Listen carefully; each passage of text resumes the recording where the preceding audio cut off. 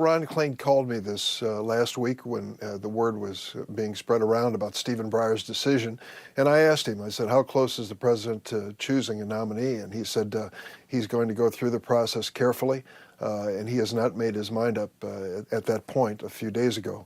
I'm going to trust his judgment on this. I don't want to put the finger on the scale for any one of the nominees. I can't think of a better person for President Biden to consider for the Supreme Court than Michelle Childs.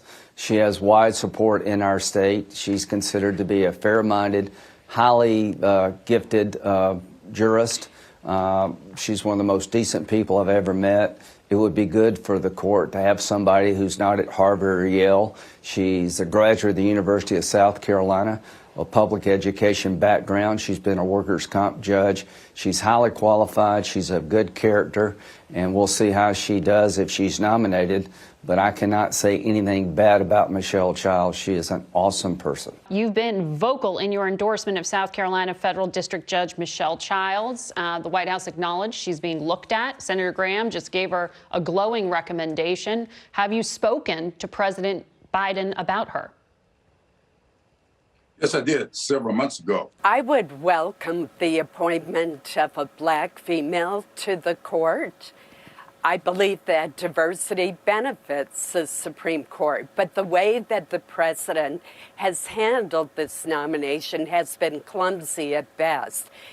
It adds to the further perception that the court is a political institution like Congress when it is not supposed to be. I can't say that I've got wild expectations that Joe Biden is going to nominate someone who I think I can support or many Republicans can support, because I've seen dozens of his nominees to the lower courts, and they've almost to a person been left-wing ideologues who think judges should make the law rather than apply and uphold the Constitution and the laws as they are passed. Your colleague, Senator Roger Wicker of Mississippi, said picking a female black Supreme Court justice is affirmative racial discrimination. He questioned any potential impartiality from any of the candidates named.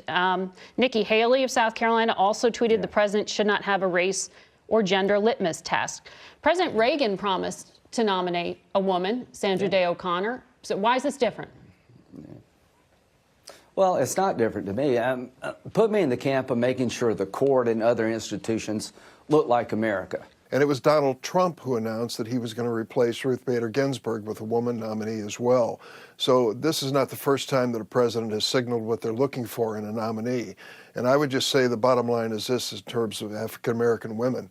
If they have achieved the level of success in practice of law and jurisprudence, they've done it against great odds. They're extraordinary. Do you feel that Democrats need this nomination and that it will make a difference going into the midterms, given these other promises were not delivered on? I certainly do believe that.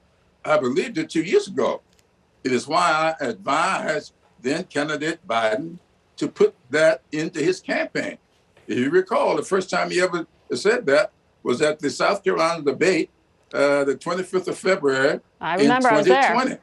Mm-hmm. Okay, well, I advised that.